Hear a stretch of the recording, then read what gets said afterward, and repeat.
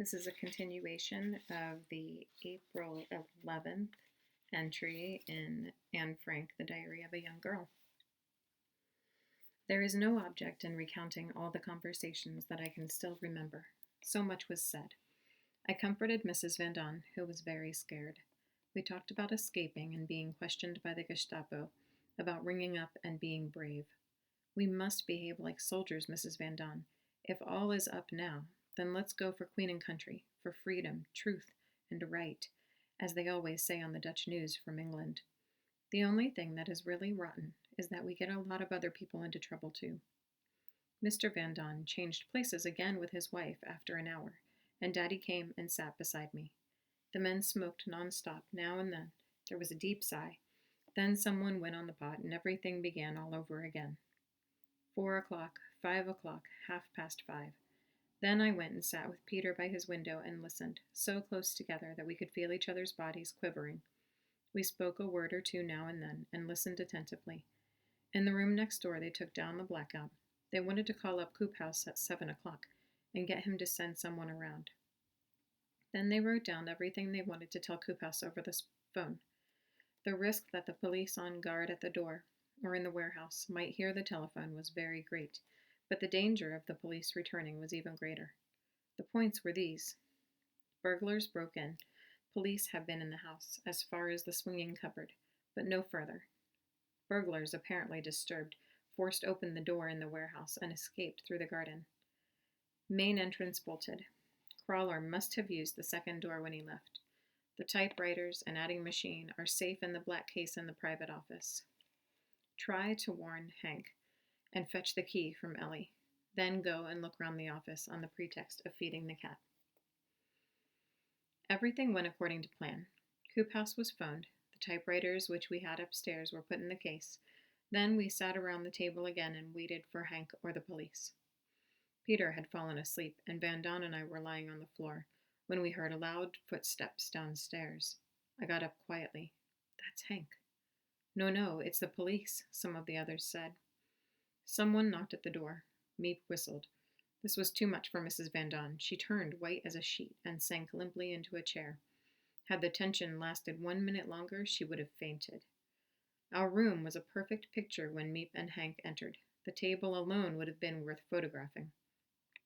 A copy of Cinema and Theater covered with jam and a remedy for diarrhea opened at a page of dancing girls, 2 jam pots, 2 started loaves of bread, a mirror, comb, matches, ash, cigarettes, tobacco, ashtray, books, a pair of pants, a torch, toilet paper, etc., lay jumbled together in variegated splendor. Of course Hank and Meep were greeted with shouts and tears. Hank mended the hole in the door with some planks, and soon went off again to inform the police of the burglary. Meep had also found a letter under the warehouse door from the night watchman, Slugter, who had noticed the hole and warned the police, whom he would also visit. So we had half an hour to tidy ourselves. I've never seen such a change take place in half an hour. Margot and I took the bedclothes downstairs, went to the WC, washed, and did our teeth and hair. After that, I tidied the room a bit and went upstairs again. The table there was already cleared, so we ran upstairs again. The table there was already cleared, so we ran off some water and made coffee and tea, boiled the milk, and laid the table for lunch. Daddy and Peter emptied the bodies and cleaned them with warm water and chlorine. At 11 o'clock, we sat round the table with Hank, who was back by that time, and slowly things began to be more normal and cozy again. Hank's story was as follows. Mr. Slogter was asleep, but his wife told Hank that her husband had found the hole in the door when he was doing his tour round the canals, and that he had called a policeman who had gone through the building with him. He would be coming to see Crawler on Tuesday, and would tell him more then. At the police station they knew nothing of the burglary yet, but the policeman had made a note of it at once, and would come and look round on Tuesday. On the way back, Hank happened to meet our greengrocer at the corner, and told him that the house had been broken into. I know that, he said quite coolly. I was passing last evening with my wife, and saw the hole in the door. My wife wanted to walk on, but I just had a look in with my torch. Then the thieves cleared at once. To be on the safe side, I didn't ring up the police. As with you, I didn't think it was the thing to do. I don't know anything, but I guess a lot. Hank thanked him and went on. The man obviously guesses that we are here, because he always brings the potatoes during the lunch hour. Such a nice man. It was 1 by the time Hank had gone and we'd finished doing the dishes. We all went for a sleep. I awoke at 2:45 and saw that Mr. Dussel had already disappeared.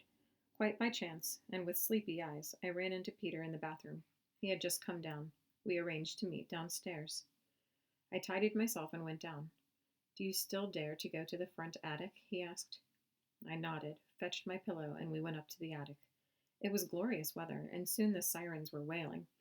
We stayed where we were. Peter put his arm around my shoulder, and I put mine around his. And so we remained, our arms around each other, quietly waiting until Margot came to fetch us for coffee at 4 o'clock. We finished our bread, drank lemonade, and joked. We were able to again. Otherwise, everything went normally. In the evening, I thanked Peter because he was the bravest of us all. None of us have ever been in such danger as that night. God truly protected us.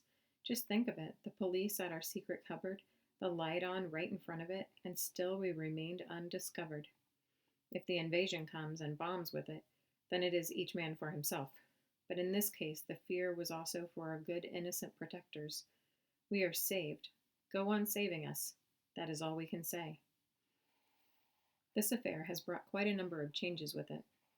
Mr. Dussel no longer sits downstairs in Crawler's office in the evenings, but in the bathroom instead.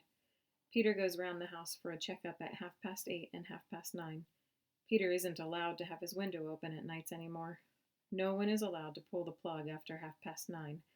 This evening there's a carpenter coming to make the warehouse doors even stronger.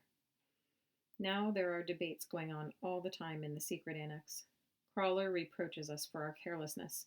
Hank, too, said that in a case like that we must never go downstairs. We have been pointedly reminded that we are in hiding, that we are Jews in chains, chained to one spot, without any rights, but with 1,000 duties. We Jews mustn't show our feelings, must be brave and strong, must accept all inconveniences and not grumble, must do what is within our power and trust in God. Sometime this terrible war will be over. Surely the time will come when we are people again and not just Jews. Who has inflicted this upon us? Who has made us Jews different from all other people? Who has allowed us to suffer so terribly till now? It is God that has made us as we are, but it will be God too who will raise us up again. If we bear all this suffering, and if there are still Jews left, when it is over, then Jews, instead of being doomed, will be held up as an example. Who knows? It might even be a religion from which the world and all peoples learn good. And for that reason, and that reason only, do we have to suffer now. We can never become just Netherlanders, or just English, or representatives of any country for that matter.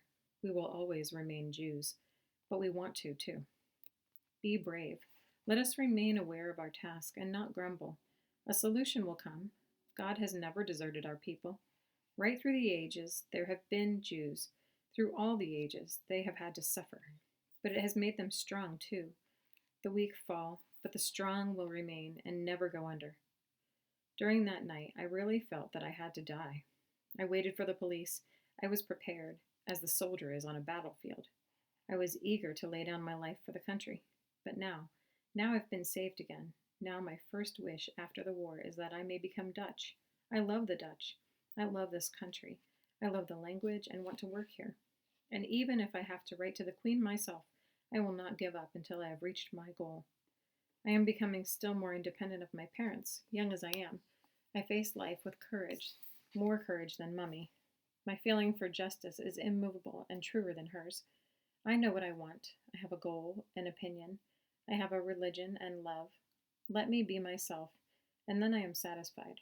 I know that I am a woman of inward strength and plenty of courage. If God lets me live, I shall attain more than Mummy ever has done. I shall not remain insignificant. I shall work in the world and for mankind. And now I know that first and foremost, I shall require courage and cheerfulness. Yours, Anne.